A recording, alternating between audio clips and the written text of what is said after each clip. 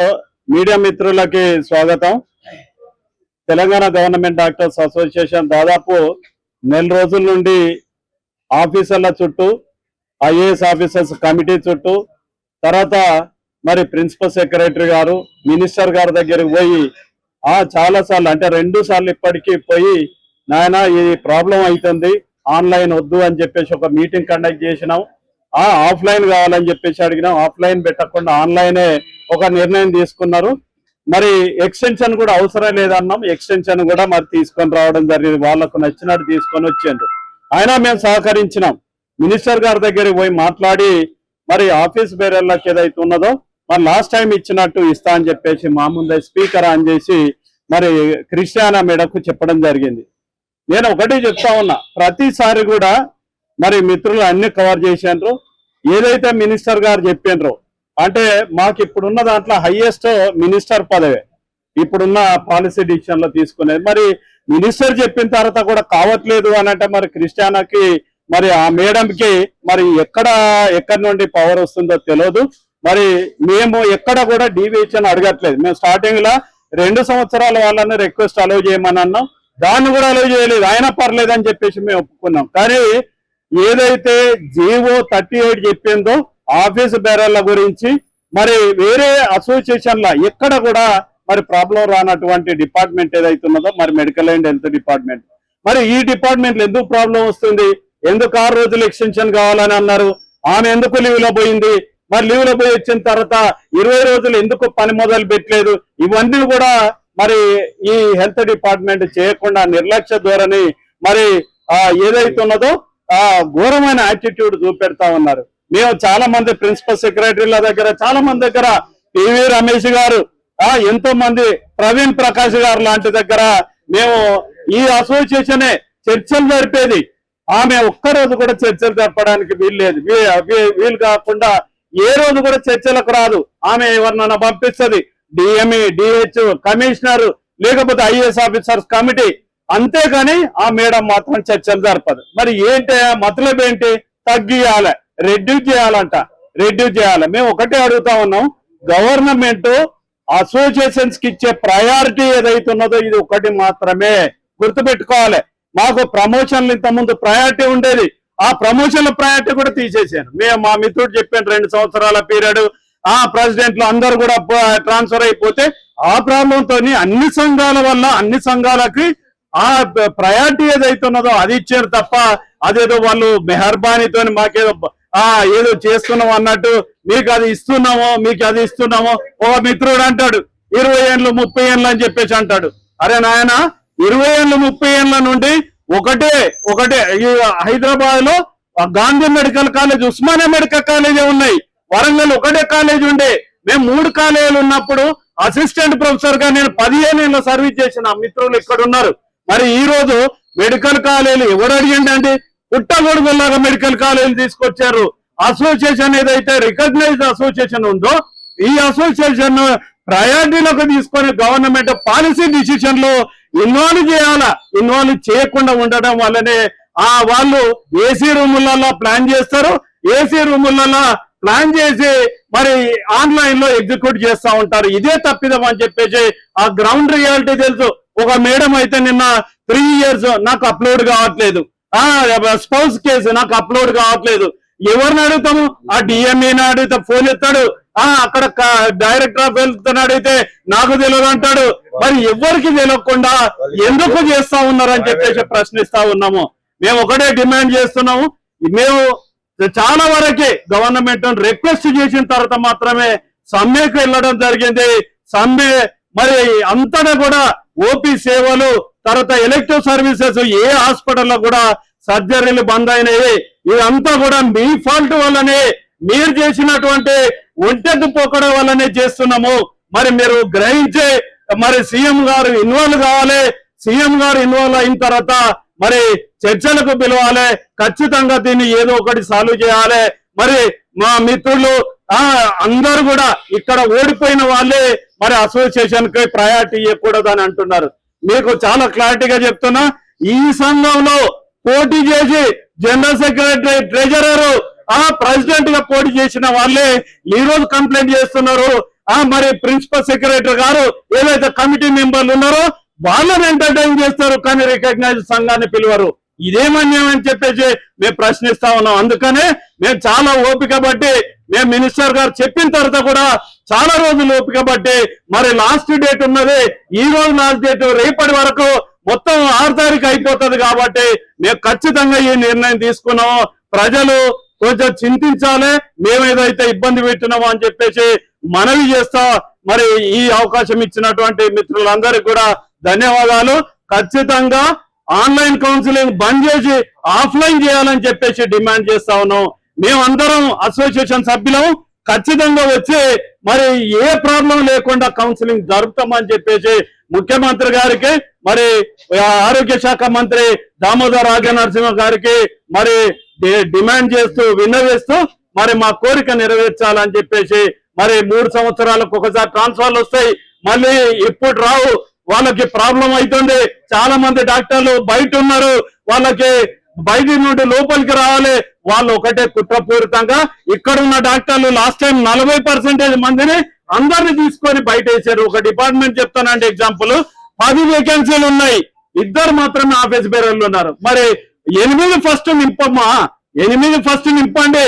8 నింపకుండా 2 తీసేస్తా, అసలు ఇక్కడ ఉండనే ఉండొద్దంటే హాస్పిటల్స్ దుర్భరమైన స్థితిలో ఉన్నాయి. ఉస్మానియా, గాంధీ, ఇక్కడ ఉన్న హైదరాబాద్ హాస్పిటల్స్ ఏవైతున్నాయో మేము ఏ రోజు కూడా మరి గవర్నమెంట్ కు సపోర్ట్ చేసుకుంటూ వచ్చినాం, ఎక్కడ కూడా విమర్శించలేదు. దయచేసి మీరు అర్థం చేసుకోవాలి, ఖచ్చితంగా న్యాయం చేయాలని చెప్పేసి డిమాండ్ చేస్తా ఉన్నాం. అనేది ఈ సంవత్సరం జనరల్ ట్రాన్స్ఫర్స్ కు రిలీజ్ చేశారు. అయితే 2024లో జనరల్ ట్రాన్స్ఫర్స్ లో ఏ జీవో ఉందో ఆ జీవో ప్రకారంగానే ఈ సంవత్సరం కూడా జీవో 38 జనరల్ ట్రాన్స్ఫర్స్ రిలీజ్ చేశారు. మేము అడిగేది జీవో 38 ను ఇంప్లిమెంట్ చేయాలని. అంటే ఇలా స్పౌజ్, హస్బెండ్, వైఫ్ అనే వాళ్ళు ఒక దగ్గర ఉండాలనేది వాళ్ళ యొక్క కాన్స్టిట్యూషన్ రైట్, రాజ్యాంగం హక్కు. సో జీవో 38 లో కూడా స్పౌజ్ కేసులు ప్రయారిటీ ఇవ్వాలి, 3 సంవత్సరాల లోపు ఉన్న వాళ్ళకు స్పౌజ్ ప్రయారిటీ ఇవ్వాలని చెప్పారు. పైన 4 ఇయర్స్ వాళ్ళు స్పౌజ్ ప్రయారిటీ అని చెప్పారు. సో స్పౌజ్ కేసు చూపించట్లేదు ఒకటి. రెండవది, ఎవరికైతే 3 సంవత్సరాల పైపడిన రిక్వెస్ట్ ట్రాన్స్ఫర్లకు ఎవరికి కూడా చూపించట్లేదు. 2024 లో రిక్వెస్ట్ ట్రాన్స్ఫర్ అందరు చేశారు, కానీ ఈ సంవత్సరం రిక్వెస్ట్ ట్రాన్స్ఫర్స్ ఎవరికి కూడా చూపించట్లేదు. మూడవది, కొద్దిమంది పీజీ డాక్టర్లు లీన్ మీద ఉండి మళ్ళీ సర్వీస్ జాయిన్ అయితే లీన్ అనేది కౌంట్ చేయలేదు, కానీ ఈసారి లీన్ కూడా కౌంట్ చేసి వాళ్ళు లాంగ్ స్టాండ్ లో పెట్టి వాళ్ళని కూడా ట్రాన్స్ఫర్ లిస్ట్ లో పెట్టి దూరం పంపించాలని చూస్తున్నారు. కాబట్టి అది లీన్ జీవో ఉంది, కాబట్టి లీన్ ఉన్నటువంటి పీరియడ్ ను వాళ్ళ సర్వీస్ లకి వెళ్ళి మినహాయించాలన్నటువంటి డిమాండ్ మినహాయించాలని చెప్పి మేము డిమాండ్ చేస్తున్నాం. ఇందులో ఈ జీవో 38 లో ఉన్నది చివరి ఇష్యూ ఆఫీస్ బేరర్స్, అది రాజ్యాంగం కల్పించే హక్కు. సో మేము ఓవరాల్ గా కోరుకునేది జీవో 38 ను ఇంటోగా ఇంప్లిమెంట్ చేయాలి, అందరి డాక్టర్లకు ఆ జీవో 38 ఉన్నటువంటి అన్ని హక్కులను కల్పించాలని చెప్పి మేము కోరుకుంటున్నాం. ఆఫీస్ బేరర్స్ ఎగ్జామ్షన్ అనేది దాన్ని బూచే పెట్టి జీవోని మొత్తం అస్తవ్యస్తగా వైలేట్ చేస్తున్నారండి.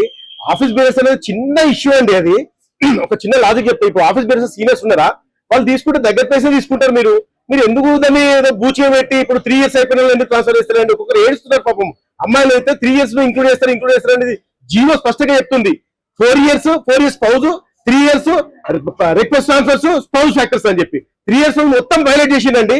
ఇది ఒక్క బూచి పెట్టి చిన్న ప్రాబ్లమ్ పెద్దగా చేసి మేము ఏదో ఓపీలు బంద్ చేసి పేషెంట్లు ఇబ్బంది పెడతామంటున్నారు కదా. ప్రతి డిపార్ట్మెంట్ లో మొత్తం వేకెన్సీ ఉండి కంటిన్యూస్ పేషెంట్లు ఇబ్బంది పెడుతున్నారండి. అంతా ఎందుకు సతాయించడం? అది ఇప్పుడు మేము రిటర్న్ అయితే కూడా మేము పేషెంట్లు సేవ చేయడానికి ఉన్నది. అనవసరంగా ఏదో పర్సనల్ ఖర్చు పెట్టేది ఎంప్లాయీ ఫ్రెండ్లీ ట్రాన్స్ఫర్స్ అండి. ఎప్పుడు కానీ మేమే వాళ్ళ పర్సనల్ గా దుష్మలం అన్నట్టు చూస్తున్నారు. అట్లా చూడకుండా అందరినీ ఏదైతే సాఫ్ట్వేర్ ఉందో దాన్ని ట్రయల్ రన్ చేయాలి ఫస్ట్. మీరు సరే మేము ఆఫ్లైన్ అడిగినాం, ఆన్లైన్ పెట్టిండు, దాన్ని మీరు ట్రయల్ రన్ చేయండి. ఏమేమి ప్రాబ్లమ్స్ వస్తాయి? ఒక గ్రీవెన్స్ సైన్ పెడతారు, అక్కడైతే మాకు అంటారు, ఓవర్ 4 లిఫ్ట్ చేయరు. ఇది మాకు డిఎంఈ మీటింగ్ లో ఉంటాడు, అందరూ ఏడుస్తున్నారండి. మీరు ఒక గ్రీవెన్స్ సైన్ పెట్టి ఒక 10 మందిని పెట్టండి, ఫస్ట్ ట్రయల్ రన్ చేయండి. ఏమేమి ప్రాబ్లమ్స్ వస్తాయి ఫీడ్బ్యాక్ తీసుకోవాలి. ఒక సాఫ్ట్వేర్ డెవలప్మెంట్ చేసేటప్పుడు చాలా ప్రాబ్లమ్స్ వస్తాయి. సరే ఇది మంచిదే, ఆన్లైన్ యుగం ఇది, సాఫ్ట్వేర్ డెవలప్ చేసింది, మేము వద్దట్లేదు, దాని కూడా ఒప్పుకున్నారు మా ఆఫీస్ బేర్స్ అంతా. మనం ఏంటంటే ట్రయల్ రన్ చేసి అది ఎక్కడెక్కడ ప్రాబ్లం, గ్రీవెన్స్ అరేంజింగ్ వేకెన్సీ చూపిస్తలేదు, 3 ఇయర్స్ వాళ్ళకి వస్తలేదు, ఎవరిని అడగాలి? అందరు ఏడుస్తున్నారు పాపం. మాకు 3 ఇయర్స్ బట్టి మాకు ఆశ ఉండే ఆసిఫాబాద్ కొత్తగూడెంలో పనిచేయాలని మేము ఉత్సాహం చూపిస్తున్నాం. అక్కడ ఉన్న ప్రిఫరెన్స్ చేయండి. అక్కడ ఉన్న హైదరాబాద్ చేస్తా అంటారు, హైదరాబాద్ లో అక్కడే చేస్తా అంటారు. ఇదేంటి అక్కడ ఉన్న అక్కడ లోకల్ డాక్టర్ అక్కడనే ఉంచితే ఆయన మంచి ప్రాక్టీస్ చేస్తారు కదా. ఇక్కడ అక్కడ తీసుకుపోతున్నా అక్కడ ఇక్కడ తీసుకుపోతున్నా మొత్తం అస్తవ్యస్తంగా హెల్త్ మొత్తం కొలాప్స్ అయిపోయిందండి. మీరు చూడండి ప్రతి డిపార్ట్మెంట్ లో ఒకరిద్దరు అసిస్టెంట్ ప్రొఫెసర్ హెచ్ఓడి అండి, 3 సంవత్సరాల ఎక్స్పీరియన్స్ అసిస్టెంట్ ప్రొఫెసర్ హెచ్ఓడి. వాళ్ళకి ఏం తెలుస్తుంది, ఎట్లా ఎగ్జామ్స్ కండక్ట్ చేస్తారు, ఎట్లా పీజీ స్టూడెంట్స్ టీచ్ చేస్తారు. ఎక్స్పీరియన్స్ ఉన్న ప్రొఫెసర్స్ ఉన్నారు కానీ ఇక్కడ చిన్న చిన్న డాక్టర్లు హెచ్ఓడి చేసి వాళ్ళకేం అర్థమవుతుంది, మాకేం అర్థమవుతుంది, మేము హెచ్ఓడి అట వాళ్ళకి ఏం అర్థమవుతుంది. మేము 3 కాలేజీలు ఉన్నప్పుడు అసిస్టెంట్ అసోసియేట్ కావాలంటే 15 సంవత్సరాలు పెట్టేది. ఇప్పుడు 2 సంవత్సరాలకే బలవంతాన ఫోర్స్ఫుల్ ట్రాన్స్ఫర్స్ పెరిఫిల్ చేస్తుండ్రు. మన లీడర్స్ చెప్పినట్టు రిక్రూట్మెంట్ చేయండి, ఫుల్ఫిల్ చేయండి, మంచి సేవలు దొరుకుతాయి. అసోబాద్ చేయండి, హైదరాబాద్ ప్రిఫర్ చేయండి, ఎవరైనా వస్తాను టికెట్ ఇవ్వండి. ట్రాన్స్పరెంట్ గా జియో 38 తూచా తప్పకుండా ఇంప్లిమెంట్ చేయాలని మా డిమాండ్ అండి. ఓన్లీ ఆఫీస్ బెనిఫిట్ రిటెన్షన్ అని చెప్పి అది దాన్ని పెద్ద భూతం లాగా వేసి అంత జీవో మొత్తం హైలైట్ చేయడం కరెక్ట్ కాదు. అందరిని పిలవండి, ఫ్రెండ్లీగా కూర్చోండి, మాట్లాడి అంత అమెరికన్ సొల్యూషన్ లో ఈ అస్తవ్యస్తం అందరినీ గందరగోళం తీసేసి సజావుగా జరిపించాలని మేము డిమాండ్ చేస్తున్నాం గవర్నమెంట్. వైద్యుల సంఘం ఈ రోజు ఆందోళన గురి కావడానికి ప్రధాన కారణము ఈ రోజు ఈ ట్రాన్స్ఫర్ జియో 38 లో ఏదైతే ఉందో దాని యథాతథంగా ట్రాన్స్పరెన్సీగా పారదర్శకంగా ఇంప్లిమెంట్ లో ఉన్నతాధికారులు ఫెయిర్ అయ్యిండ్రు. ఇది అందరికీ సుస్పష్టమైపోయింది. దాంట్లో ఉన్న గైడ్ లైన్స్ ను చాలా క్లియర్ గా ఇంప్లిమెంట్ చేయమని చెప్పినాం తప్ప నేను గొంతమ్మ కోరికలు కోరుకోలేదు. ఇది తెలిసే పక్కకు పెట్టినట్టయితే ప్రభుత్వం ఏది ఇచ్చినా కూడా మేము ప్రభుత్వానికి ప్రైవేట్ మెంబర్లకు తెలంగాణ ప్రభుత్వ వైద్యుల సంఘం వారీగా ఉండుకుంటూ ఏ ఇబ్బంది లేకుండా ఇప్పటి వరకు మేము వాళ్ళు ఏం చెప్పినా కూడా విలుపుడు చేసుకుంటూ వచ్చినాం. మా పిఆర్సీ రాలేవు, మా డిఏలు ఇవ్వలేదు, మా సిపిఎస్ ఇవ్వలేదు. ఏం చేసినా ప్రభుత్వ గౌరవ ముఖ్యమంత్రి ఏదో చెప్పినో అన్ని చేసే విధంగా సబర్ కరో జర ఓపిక పట్టడం ఏదో చెప్పిండో దాని ప్రకారం ఉన్నాము. నియాదిగా తెలంగాణ ప్రభుత్వ ఉద్యమంలో మేము తెలంగాణ రాష్ట్ర సాధన ముందు వరుసలో ఉండి పోరాడిన వైద్యులు అందరూ ఉన్నప్పటికీ కూడా ఈ రోజు మాకు ప్రిన్సిపల్ సెక్రటరీ ఏమీ అర్థం కావట్లేదు. ఐఏఎస్ కమిటీ అయితే 4 వేసిన వాళ్ళకి అర్థం కావట్లేదు. వాళ్ళకి చాలా చక్కగా చెప్పినాం. ఏదైతే ఉందో ఫస్ట్ ఈ ఆన్లైన్ సిస్టమ్ తీసుకొచ్చిన కనుక కుట్ర ఉంది. ఇది మాకు క్లియర్ గా నిన్నటితో అర్థమైంది. వాళ్ళు దఫాలుగా మీటింగ్ పెట్టిన తర్వాత కూడా అసలు ఏం జరుగుతుందనే విషయంలో వాళ్ళు చెప్పారు. అసలు ఎవరు స్పౌజ్ గురించి చెప్పమంటే చెప్తలేరు. TS1 రిక్వెస్ట్ తీసుకోవాలంటే తీసుకుంటారు, మెడికల్ గ్రౌండ్ తీసుకుంటలేరు. 40% ఎవరు తీసుకుంటారో చెప్తలేరు. కంప్యూటర్లో ఆన్లైన్ లో పోతే కంప్యూటర్లు మొరాయిస్తున్నాయి, దాంట్లో వెబ్ ఆప్షన్ ఓపెన్ కావట్లేదు. దాదాపు 300-400 మంది ఫోన్ చేస్తుంటే సమాధానం చెప్పలేకపోయాను. మేము 2 days బ్యాక్ వెంకటనగర్ లో వెళ్ళి ఆ ఐఏఎస్ ఆఫీసర్ల కమిటీతో చర్చించడం జరిగింది. వాళ్ళు కూడా గంటన సుదీర్ఘ చర్చలు చేసిన తర్వాత వాళ్ళందరూ కూడా కమిటీ వాళ్ళకు ట్రాన్స్ఫర్ కమిటీని వాళ్ళకి వేస్తే వాళ్ళు కూడా మళ్ళీ ప్రభుత్వాన్ని నివేదిస్తారు. ఏ ప్రభుత్వాన్ని నివేదిస్తారంటే ప్రభుత్వం అంటే వీళ్ళకి ఇన్ఛార్జ్ ఇచ్చిన వీళ్ళు బాధ్యత వాళ్ళు కూడా నిర్వహించాలి కదా. హెచ్ఓడిలకు ఏ విషయం తెలియదు. హెచ్ఓడికి ఏం అడిగినా కూడా ఒక్క విషయం తెలియదు. మళ్ళీ హెచ్ఓడి వ్యవస్థ ఎందుకండి, తీసేయండి హెచ్ఓడి వ్యవస్థను, వేరే వ్యవస్థను పెట్టండి. కానీ ఇప్పటికి మేము ఒకటి చెప్తున్నాం, ఈ ఆన్లైన్ కౌన్సిలింగ్ ఇప్పటికైనా దాన్ని బంద్ చేయండి, ఆఫ్లైన్ కౌన్సిలింగ్ ద్వారా ట్రాన్స్ఫర్ చేయండి. నిజాయితీగా ప్రతి డాక్టర్ కూడా న్యాయం జరగాలంటే ఆఫ్లైన్ కౌన్సిలింగ్ ఒక్కటే మార్గము. దానికి తెలంగాణ ప్రభుత్వ వైద్యుల సంఘం ముందుండి చాలా చక్కగా జరిగేటట్లు లాస్ట్ టైం ఏ రకంగా చేసినాము, ఈసారి దానికంటే బ్రహ్మాండంగా చేసి ప్రభుత్వానికి మంచి పేరు తెద్దామని చెప్పేసి భావిస్తున్నాం. ఈ రోజు తెలంగాణ రాష్ట్ర ప్రభుత్వం ఓపీ సేవలు బంద్ అయినాయి.